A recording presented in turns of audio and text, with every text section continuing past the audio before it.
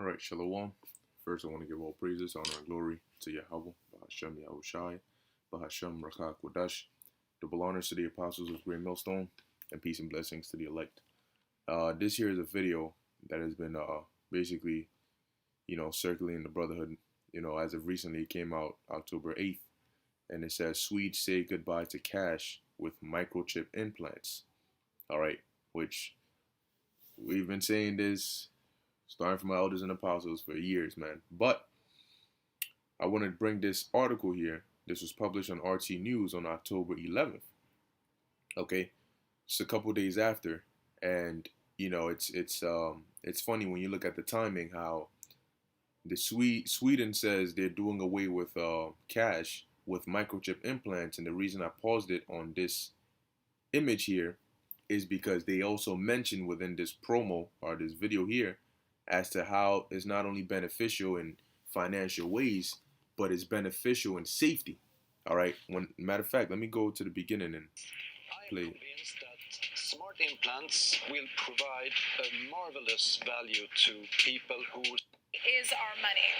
Here it is. How dirty is our money? Boom. How dirty is our money? And coincidentally, a couple days later, there's an article on RT News that says money laundering time.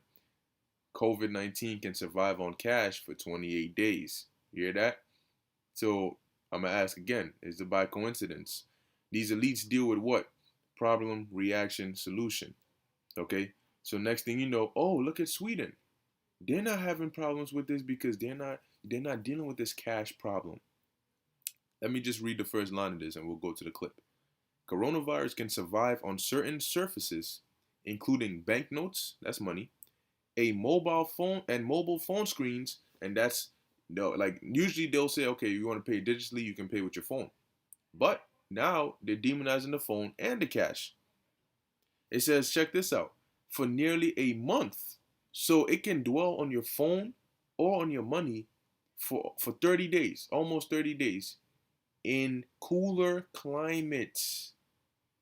And what better cooler climate than wintertime? All right. And now let's hear what she says. How dirty is our money? The onset of the coronavirus pandemic is forcing institutions around the world to rethink about one particularly germy surface. You hear that? The coronavirus pandemic is at the forefront. All right. Cold hard cash. This is going to be hard to hear, but according to multiple studies, microorganisms found living on the surface of cash and even credit cards range from mouth and vaginal bacteria to flu-like viruses. To flu-like viruses. But what if you can make your daily purchases without touching a thing? Welcome to Sweden. Hear that?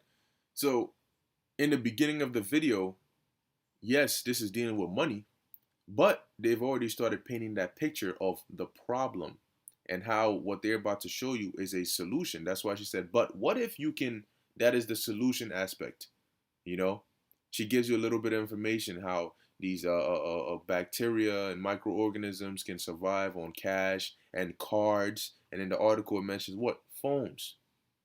But what if you can pay and do all these things without touching a thing? What is the problem with coronavirus? Touching. Okay? You want to be as contactless as possible. So if their solution is a microchip and it quote unquote works, what direction do you think the world is going to look in? So now let's read this article. It says, new research by Australian scientists suggest COVID-19 is able to survive in the open for a significantly longer length of time than it was previously thought. Oh, wow, you think? According to a study by the Australian Commonwealth Scientific and Industrial Research Organization, published by the Virology Journal,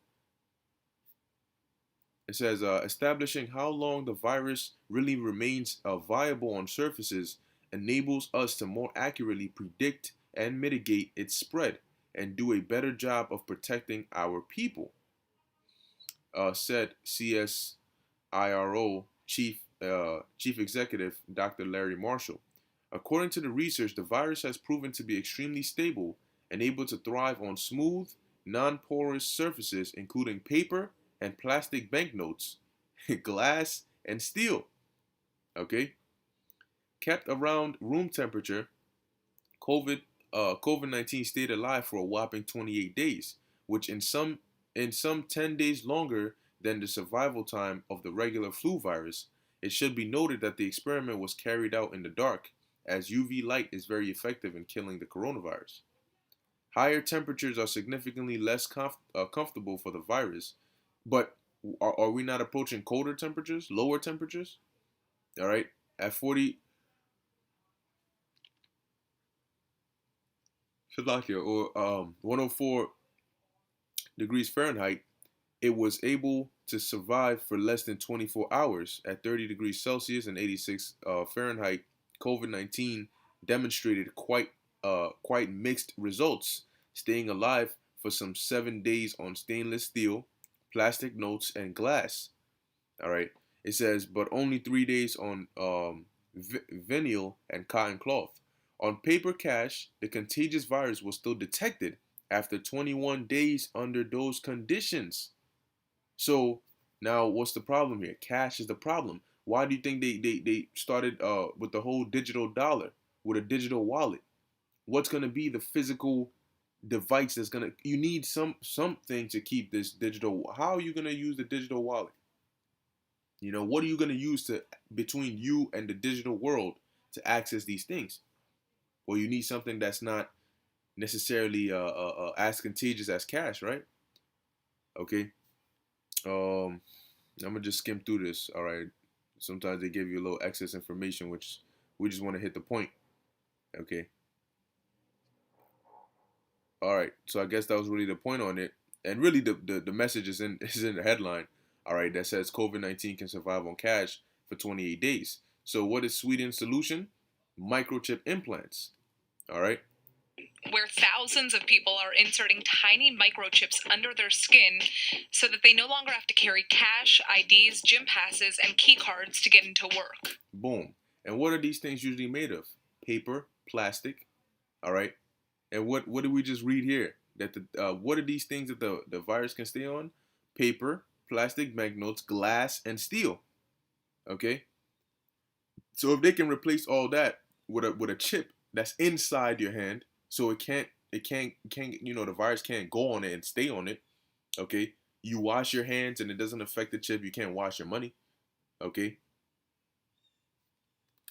I have 2 microchip implants, one on the right and one on the left. I got the micro implants because I wanted to be part of the future. Oh yeah. Well, you know what? I'll tell you what the future is, and what you could be a part of. You can gladly be a part of this. All right, this is Revelation 14:9. You want to be a part of the future? Well, this is in the future, and this is what you're going to be a part of for taking that chip. And the third angel followed them, saying with a loud voice, if any man worship the beast and his image, and who is the beast? The beast is the system today. Okay? Guess what? Sweden follows the system of the beast, all right, which is NATO and the EU. They are the ones who run the whole world. The whole system of everything is under their control. Okay? It says, and his image, their way of doing things, and receive his mark. That is that chip. Okay, because that chip is what's gonna keep you on the grid, is what's gonna keep you connected to the system. All right, is what's gonna keep you connected to the beast and allow you to continue following in the ways in which they do things. Okay, receive his mark in their forehead or in their hand. She got 2. Okay, left hand or right hand, it doesn't matter, or any part of your body for that matter of fact. So what's gonna happen to you? You want to be a part of the future? The same shall drink of the wine of the wrath of the Most High, which is poured out without mixture into the cup of his indignation. And he shall be tormented with fire and brimstone in the presence of the holy angels and in the presence of the Lamb. You hear that? Keyword is shall, meaning it's in the future. So, lovely lady, you want to be a part of the future? Guess what? We got a nice, bright future, a real hot future coming your way. It says, and the smoke of their torment ascendeth up forever and ever, which means for a long time, and they have no rest day nor night, who worship the beast and his image, and whosoever receiveth the mark of his name. All right. So you want to be a part of the future? Well, I just read the kind of future that you're going to be a part of. I don't need keys, so I'm able to actually open the doors with my hands. So once again, do you understand how the coronavirus, all right, is a perfect excuse for the world to push towards what she's talking about? Now you have this thing by DARPA, they call it the DARPA biochip, which is going to be able to detect, okay, it's the same thing, microchip implant, but it's going to be able to detect, all right, coronavirus and your vitals and your health symptoms and all of that. They can easily merge these two, okay, to where this chip can do what DARPA is saying it can do. It can do what the Swedes are saying it can do. So it's like a chip that just does everything. You know, you can use it financially, you can use it health wise, however means it can do anything. Vaccines, whatever it may be. Okay? That's how big of a role this microchip is gonna play. They're gonna make it to where literally if you want to do anything, you have to have the chip. Okay? Your whole life, the functions that you perform in your daily life are gonna now be you're gonna be required to have a chip to do so. These tiny chips are about the size of a grain of rice, and they're implanted into the back of the hand with a syringe. And so far, about 3. With a syringe. All right, what is that? Revelation 13 and 16. The mark, charagma, is the chip. Okay? The root word karax is the incision method, the delivery system. Okay? Which is that syringe. Okay? And I believe when you go past that is grapho, which is the information that's going to be on that chip, as we just read. Is because the chip needs to have certain information to function. Okay, the ability for you to use as your gym card, your credit card, your all these different things. Okay. 3,000 Swedes have gotten them implemented. So in Sweden, you can actually use it to put your train tickets inside. You can actually use it with Scandinavia's biggest gym chain, so you don't actually need to show your membership card. I use it personally as a business card, so you can actually put your phone on my hand and then my LinkedIn pops up. So notice how they're mentioning how beneficial it is. Right? Just like anything they promote, it's always beneficial, but nobody sits to think about the side effects, right? Nobody wants to think about, wait, hold on, if this is a chip inside me, okay, yeah, I can do, but what can I not do? What are the don'ts? What are the consequences? No, we don't talk about that. who's behind this technology? This is Hans Sepian-Sjöblad, and he's the CEO and co-founder of Disruptive Subdermals. They're one of the leading companies when it comes to developing microchip technologies. I first encountered chip implants for humans almost 10 years ago. I felt that this is a very interesting technology that we could potentially do some awesome things with. So I bought a bunch online, got together a bunch of friends, and we had our first chip implant party. The number one reason for getting an implant is simply convenience. It allows you to eliminate some of the clutter in your life. Implants can also be used for making payments, for example. You hear that? You hear that? It can also be used for making payments. It allows you to relieve all the clusters in your life. So it's going to be a all-in-one kind of thing. Of course, you know why the main thing, the reason John mentioned buying or selling, the reason the main thing is going to be with buying and selling is because this system, this world is based on transactions. Your life is a transaction-based life. Everything you do has to do with payments.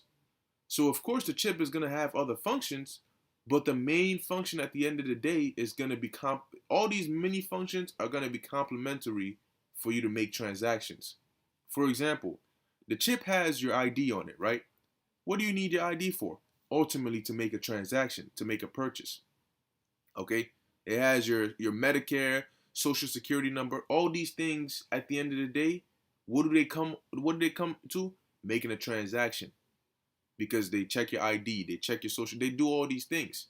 Okay? If you wanna travel, if you wanna commute, if you wanna move from one place to another, it's all transaction based.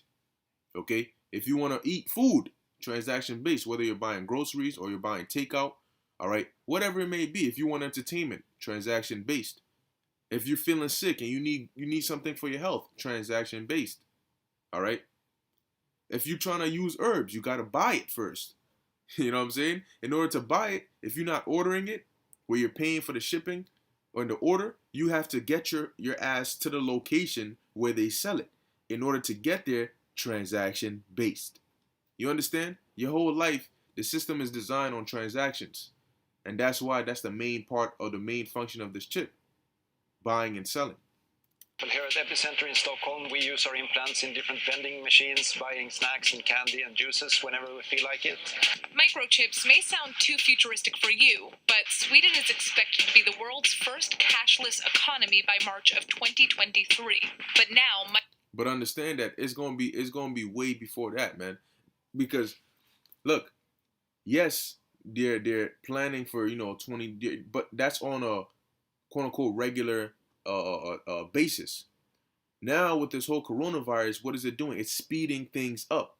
Okay, it's like, all right, yeah, this is a good idea. We could go cashless by 2023, but with this whole, I just brought the article. If money is bad, cards are bad, and the pandemic is getting worse, we need a solution fast. Okay. microchips could be used for more than just convenience. They have the potential to change healthcare. Boom. You hear that? They have the potential to change healthcare. And when it comes to the health aspect, they're able to push further. Okay? Because in the name of quote unquote public health, they're able to, mandate certain things, even if it's against your will. And the way governments are handling the coronavirus crisis. Right there and there, she said it. I'm gonna go back and play it. But now, microchips could be used for more than just convenience. They have the potential to change healthcare and the way governments are handling the coronavirus crisis. Microchips have the potential to change healthcare and the way governments are handling the coronavirus crisis. Okay, don't let that go over your head. So at some point, expect the microchip to play a role within this whole situation, all right, that they call a pandemic. Okay? If you think, look, the new normal involves having a microchip. Okay? The old world, the way things were before, it's no more. Okay? It's gone. Forget about it. They want to bring that chip and they want to bring it fast. I am convinced that smart implants will provide a marvelous value to people who suffer from different health conditions and need to be able to log their vital parameters on a regular basis. It could be body temperature. Log their vital. But do you hear how they're making it enticing and deceiving the world with their miracles, which they were able to perform with their technology? Do you see how they're doing this, man? Okay. So if it's dealing with all this health situation, and let's just say they magically come and tie it in with a vaccine, right? Now, what is Bill Gates saying? Bill Gates is saying that governments need to brainstorm ideas to reduce vaccine hesitancy. Now, let's just go with the possibility that they link this chip with a vaccine. Whether they make the chip the device is going to administer the vaccine or the vaccine certificate, whatever it may be. Let's just say for now they link it. So you gotta have it's one with the other. If Bill Gates is saying that they need to set up religious leaders to convince people to take this vaccine and to round up these people who are anti-vaxxers, all right, soon anti-vaxxers is gonna be the same as anti-chippers, if that's even a thing. Okay, I was going with the possibility that they link these two together, all right, right by each other, because we understand that through some way, somehow, all right, they're going to bring this chip out, and they're not gonna let this coronavirus pandemic go to waste, man. They're gonna use it to the full advent. They're gonna use it to the fullness, all right, in which they created it. Temperature, pulse, blood pressure, and imagine if you could just do that by swiping yourself with a smartphone at any time. For example, the implants that we designed allow people to measure their body temperature. It has some very interesting applications to see how fever is spreading in the population, and I think that we will really need those tools to not least understand the ongoing pandemic, but in particular to be able to spot future pandemics at an early stage. So you hear this? So you see how they're already pushing it, man? They're saying out of their own mouths, man. Their solution for this virus is that chip because it's so useful. It can help, you know, help us out of this pandemic. And when they make this push this winter, and they make coronavirus the worst thing in all existence, okay, you're gonna see how much more important these things that he's saying are, how they're gonna come into play, you know, because right now they're mentioning it like, the pandemic is bad and this will be a good solution, but when they make that push for how bad this pandemic is, this solution is gonna be a need, all right, it's gonna be a must. But how safe is your data in a body chip? So I'm not particularly concerned about the hacking dimension of implants because ultimately the processing of data doesn't happen in the implant. It's simply a sensor platform. All the processing happens in the smartphone. That's where the data is analyzed and where it's packaged and presented. Cybertech experts still cite potential issues with data handling. If data isn't secure, others can access your info. And once it's out there, it's hard to get back. And in some cases, users could even be giving their data away without even realizing it in the terms and conditions that they sign on their smartphones. But with the way technology is headed, we could see a future where microchip implanting becomes the norm.